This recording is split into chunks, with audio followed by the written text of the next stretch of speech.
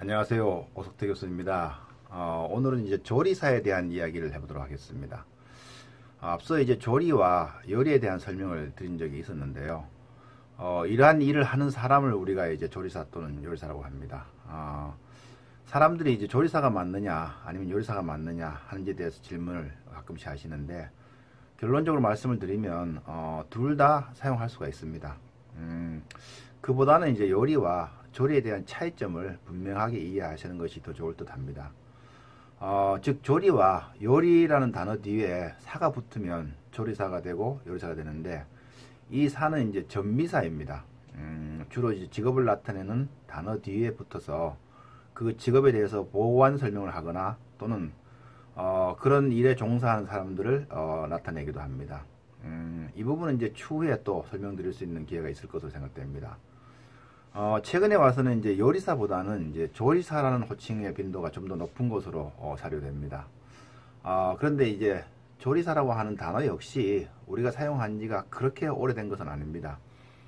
언제부터 이제 조리사라고 하는 단어가 사용되었느냐 하는 것을 정확히는 알 수 없지만 1900년대 이제 초쯤으로 이제 추측하고 있습니다. 그 이유는 조리를 전문으로 하는 사람들에 대한 호칭은 조선시대 이제 기록물에 많이 나와 있습니다. 그런데 이제 조리사라고 하는 단어는 찾아보기가 좀 어렵습니다.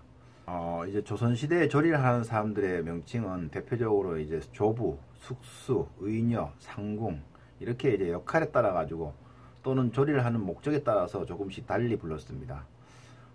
먼저 이제 조부에 대해서 알아보면, 이제 조부는 남자 조리사를 부르는 명칭입니다. 여기서 이제 조는 음식물을 조리한다는 뜻이고, 뒤에 나오는 부는 이제 지아비 부자를 써서 남자 조리사를 말합니다. 경국대전에 이제 조부에 대한 기록이 있는데, 이제 이것은 이제 조선 시대에 사홍원의 잡직으로서 종 8품직에 해당합니다. 보통 이제 대궐에서 큰 행사를 할 때 많은 음식을 만들게 되는데, 이때는 이제 절대적인 힘이 필요하게 됩니다.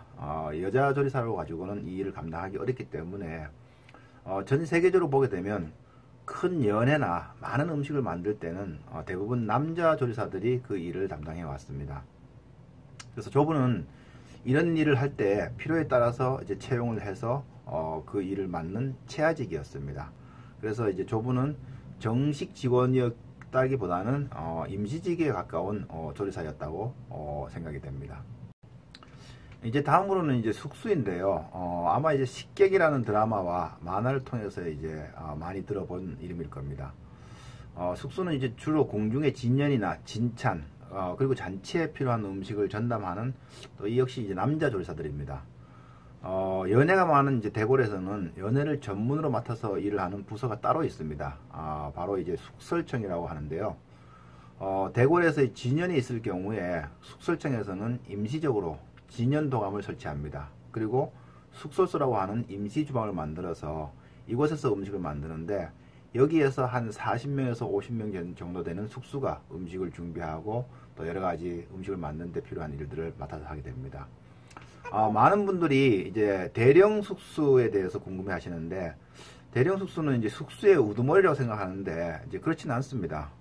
실제 숙수들의 총 책임자는 정삼품의 이제 벼슬인 제거입니다. 그럼 대령 숙수는 어떤 사람이냐? 이름 그대로 이제 명을 기다리는 사람, 즉 임금 곁에서 임금님의 명에 따라 가지고 필요한 음식을 수락관이나 소주방에 알려서 준비하게 하고, 또 임금님이 원하는 그런 음식을 이제 제공하는 역할을 합니다. 당연히 이제 대령 숙수는 왕과 가까이 있기 때문에 권세도 상당하였을 것으로 이제 추측합니다. 따라서 숙수 중에서 연륜은 물론이고 임금과 신뢰가 있는 사람이 대령 숙수가 되고, 경우에 따라서는 세습도 되었습니다. 그 다음으로 이제 음식을 만드는 사람은 이제 의녀와 상궁이 있는데, 여성 조리사들이라고 볼 수 있겠죠. 조리의 어원에서 볼 수 있듯이 조리는 이제 사람의 몸과 마음을 회복시키는 일을 하는 것인데, 궁궐에서 일반적인 여성들을 대상으로 일상 음식을 만드는 사람들은 이제 상궁이라고 한다면, 몸에 병이 들고 회복되어야 하는 일에 있어서 탕약을 포함해서 음식을 준비하는 것은 이제 의녀가 하였습니다. 의녀는 이제 환자들 상태에 따라서 미음과 같은 치료식을 준비해서 몸을 보살피고 또 회복되는 일을 하므로 현대에 와서는 이제 식사요법이나 환자식 같은 것들이 이제 여기에 포함된다고 볼 수 있겠죠. 상궁의 경우에는 음식뿐만 아니라 이제 궁궐 살림살이를 맡아서 하는 직무입니다. 의복이라든가 머리 손질, 그리고 놀이개, 또 술, 음악, 이런 다양한 분야에서 이제 상궁들이 그 일을 맡아서 하게 됐는데, 상궁도 이제 대령수수처럼 대전에서 임금의 명을 받아서 각 처소에 전달하는 대령 상궁이 있습니다. 이제 보통 상궁이 되기 위해서는 상당한 시간을 이제 궁에서 보내야 되는데, 7살이나 9살 사이에 이제 궁에 들어와서 무술이, 그리고 나이를 거쳐서 약 30년 정도가 되었을 때 비로소 상궁이 될 수 있습니다. 그 후에서도 이제 각 분야에 최고의 자리에 오르게 되면 이제 제조상궁, 그리고 큰방상궁으로 이제 불려지게 되는데, 상궁의 이제 그 꽃이라고 볼 수 있겠죠. 이렇게 이제 조선시대에는 음식을 만드는 성격과 역할에 따라 가지고 이제 조부, 숙수, 의녀, 상궁으로 이렇게 호칭을 달리 했습니다. 현대에 와서는 이제 조리사와 요리사 두 용어만 사용하고 있는데, 가정이긴 하지만 아마 이제 일본 식민지를 거치지 않고 이제 그 대한제국에서 이렇게 근대화가 되었다면, 조부와 숙수, 그리고 의녀, 상궁과 같이 이런 조리를 전문을 하는 사람들이 사회에 나와서 이제 나름대로 산업화가 되었을 것이라고 생각됩니다. 조선 말 이제 숙수였던 안순환을 보면 이렇게 되지 못한 것이 조금 더 안타깝습니다.